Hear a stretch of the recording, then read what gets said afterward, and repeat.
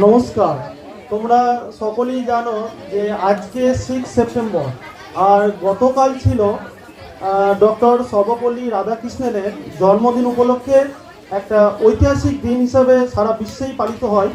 সেই দিনটি হচ্ছে শিক্ষক দিবস।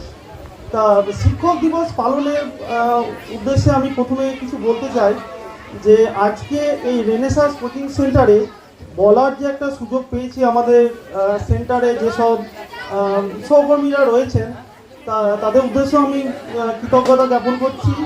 আর সেই সব শিক্ষকদের এবং আমার অভিভাবকদের চরণে শ্রদ্ধা জানিয়ে কিছু বলতে চাই।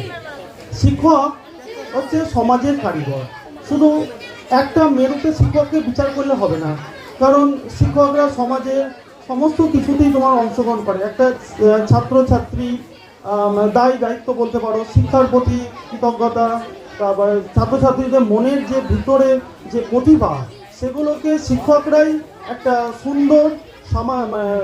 সুন্দর একটা আগামী দিনে ভবিষ্যৎ প্রজন্মের একটা কারিগর হিসাবে প্রতিষ্ঠিত করার লক্ষ্যে সর্বদাই প্রয়াসী থাকেন তারা। এছাড়াও শিক্ষকদের মধ্যে অনেক গুণাবলীও রয়েছে যেগুলো সচরাচর অন্যান্য মানুষদের মধ্যে দেখা যায় না। তাদের যে বিপুল জ্ঞানভাণ্ডার, সেই জ্ঞানভাণ্ডারে ক্ষুদ্র ক্ষুদ্র যে রাশিগুলো, সেগুলো ছাত্রছাত্রীদের মধ্যে বিলিয়ে দিয়ে তারা ভবিষ্যতে বিভিন্ন রকম পেশার মধ্যে একটা সমাজে প্রতিষ্ঠিত হওয়ার জন্য তারা আপ্রাণ চেষ্টা চালায়। এছাড়াও আমরা দেখেছি যে অনেক শিক্ষক তাদের মনের মধ্যে যে আশা আকাঙ্ক্ষা যেগুলো থাকে, তারা ছাত্রছাত্রীদের মধ্যে অনেক সময় সেই আশা আকাঙ্ক্ষাগুলোকে প্রস্ফুটিত করার চেষ্টা করেন। শুধু এই নয়, তোমাদের একটা কথাই বলবো যে শিক্ষা লাভ করতে গেলে অনেক সময় ছাত্রছাত্রীদেরকেও অনেকটা বিনম্রভাবে গুরুজনদের এবং শিক্ষক শিক্ষিকাদেরও শ্রদ্ধা জ্ঞাপন করা উচিত। কারণ তোমরা অনেক ছোট, অনেক সময় শিক্ষক শিক্ষিকারা হয়তো তোমাদের উপর শাসন করতে গিয়ে তোমরা সেই শাসনটাকে অনেক সময় খারাপ ভেবে নাও। কিন্তু আমি একটা কথা বলবো যে শিক্ষক শিক্ষিকাদের যে শাসন, সেটা সবসময় তোমরা একটা আশীর্বাদ স্বরূপ মাথায় গ্রহণ করে সামনের দিনে এগিয়ে চলার একটা পথ তোমরা অর্জন করবে। আর তোমরা সবাই ভালো থেকো, জীবনে অনেক বড় হও, প্রতিষ্ঠিত হও। আমি এই বলে আমার বক্তব্য শেষ করছি। শোনাচ্ছি। সবার আমি ছাত্র, সুনীলময় বসু। আকাশ আমায় শিক্ষা দিল, উদার হতে বাইরে, কর্মী হওয়ার মন্ত্র আমি বায়ুর কাছে পাইরে।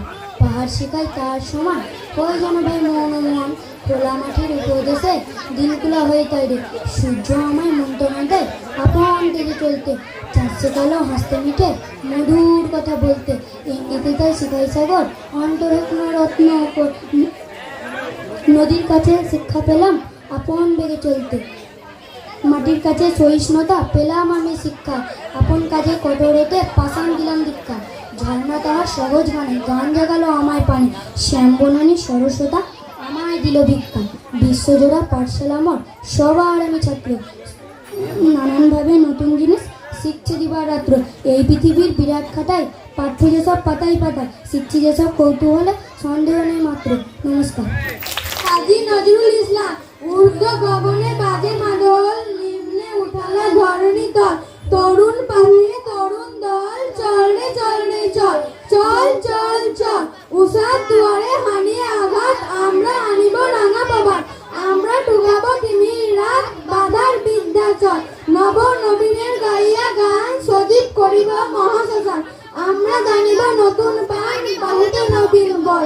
চল রে নজওয়ান, শোন রে পাতিয়া কান। নিত্য তরুণ দুয়ারে দুয়ারে জীবনের আহ্বান।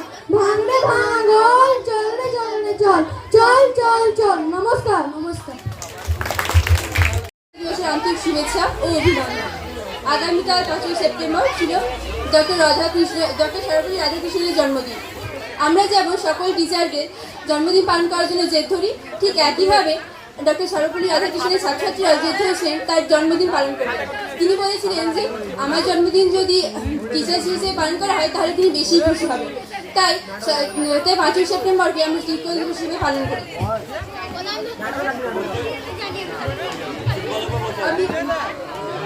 আমরা সবাই সর্বপল্লী রাধাকৃষ্ণনের সম্বন্ধে জানি, কিন্তু আজ আমি বলবো আমার শিক্ষকদের গল্প। আমার জন্মের পর আমার সর্বপ্রথম শিক্ষক হলেন আমার বাবা মা। তারাই আমাকে প্রথম আমার হাত ধরে হাঁটা শিখিয়েছিলেন, আর তারপরে হাত ধরেছিলেন ছোটবেলায় অঙ্গনবাড়ির দিদিমণি।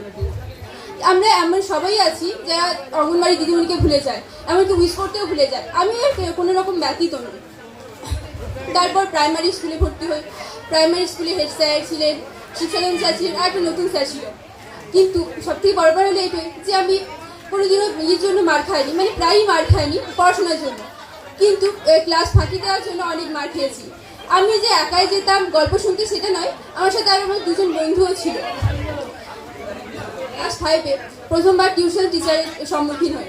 টিউশন টিচার বড়রামপুরের সঞ্জু মাস্টার, সবাই মনে হয় চেনো এখানে। কিন্তু টিউশন টিচার এই ওয়ার্ডটা শুনে আমার এতই বেশি ভয় লাগতো যে বলে কোনো কথা নেই। তিনি মূলত ইংলিশ পড়াতেন, কিন্তু আমি ওনার কাছে অঙ্কও করেছি। একদিন আমার মনে আছে, একদিন তিনি একটা অঙ্ক হোমওয়ার্ক দিয়েছেন, আমার কোনো কারণবশত করা হয়নি।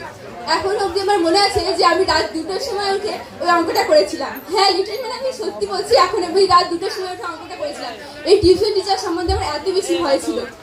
কিন্তু যখন এরকমভাবে আমি আরও 2-3টে টিউশন পার করেছি। কিন্তু যখন ক্লাস 7-এ উঠি, তখন সায়নদার কাছে পড়তে আসি ফেব্রুয়ারি মাসে। সায়নদা আমাদের ইংলিশ পড়ায়, এমনিতে খুবই ভালো। আর আমাদের সব থেকে বড় ব্যাপার হলো সায়নদার কাছে যত ধরনের প্রবলেম সব কিছু সলভ হয়ে যায়। সব থেকে বড় ব্যাপার আমি এখানে এসে বুঝতে পেরেছি টিউশন টিচার এই শব্দটা ভয়ের হলেও এতটা বেশি ভয়ের নয়, অনেকটা বন্ধুত্বপূর্ণ। আমি এখানে এসে জেনেছি দাদাকে সবাই যদি স্যার বলে তাহলে তিনি প্রচণ্ড রাগ করেন। তো তার জন্য আমি আমার বান্ধবীদের মতো আমিও দাদা বলতাম। আর আমার একজন জুনিয়র যে কয়েকদিন পরেই ভর্তি হয়েছিল, তখন ক্লাস 6-এ পড়তো, সৌম্য, সে দাদাকে স্যার সবসময় স্যার বলতো। তো তার জন্য দাদা ওকে অনেকবারই চট দিয়েছে, প্রায় সেই চটটা গোনা প্রায়ই অসম্ভব। ঘুরে নিশ্চয়ই সবাই দেখেছি, আর যদি না দেখে থাকি তাহলে বলে দিচ্ছি যে গোটা ফ্যাক্টরিতে ফিজিক্সের টিচার জিতু ভাইয়া আছে। তো জিতু ভাইয়া সবাইকে খুব ভালোবাসতে একটু বন্ধুত্বপূর্ণ আচরণ করে। সমস্ত প্রবলেম, সে যে কোনো ধরনের প্রবলেমই হোক না কেন, সব প্রবলেমই জিতু ভাইয়া সলভ করে দেয়। তো আমাদের কাছে সায়নদা হলে সেরকম জিতু ভাইয়া, মানে এমন কোনো আমাদের প্রবলেম যেটা দাদা আমাদের কাছে সলভ করে দেয়নি। আমরা কিছু না বলতে দাদা সেই প্রবলেমটা ধরে নিতেন, আর সব কিছু আমাদেরকে ভালোভাবে বলে দিত। আর আমার আরেকটা দাদাও আছে, রিন্টু মাস্টার, অঙ্কের টিচার। সবাই নিশ্চয়ই খুব ভালোভাবে জানো, দাদা খুবই ভালো বলতে খুবই ভালো। আমার দুটো দাদাই এত ভালো যে যদি একবার কোনো পড়া আমাকে কাউকে বুঝিয়ে দেয় তাহলে সবার কোনো সারা জীবনের জন্য ভুলবে না। আর রিন্টুদার সব থেকে বড় বৈশিষ্ট্য হলো যে দাদার কাছে বসবে সে মার খেয়ে একদম অবস্থা খারাপ হয়ে যাবে। মানে পড়াশোনার জন্য মার খাবো সেটা নয়, কিন্তু মারপিট এত বেশি করতাম যে আমরা আমাদের ভাই বোনের সঙ্গে যেমন কোনো কারণ ছাড়াই মারপিট করি, রিন্টুদার সাথে ঠিক তেমনই কোনো কারণ ছাড়াই মারপিট করতাম। মানে এমন একদিনও যায়নি যে তার সাথে মারপিট না করে বাড়ি ফিরে এসেছি।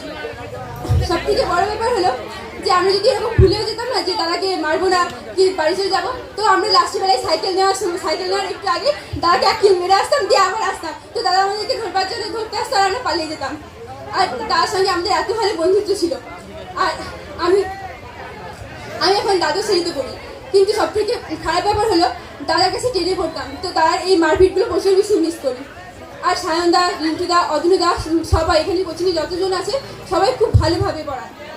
তাদের কাছে সব মজার সময় মজা। আর তারা সবসময় যখন পড়ান তখন খুবই ভালো করে পড়ান, আর সবথেকে মন দিয়ে পড়ান। এমন কিছু জিনিস নেই যেটা তুমি বুঝতে পারবে না।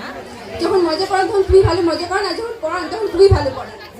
তবে আমি ধন্যবাদ জানাবো যে এত সুন্দর টিচার এবং দাদা হওয়ার জন্য। ধন্যবাদ।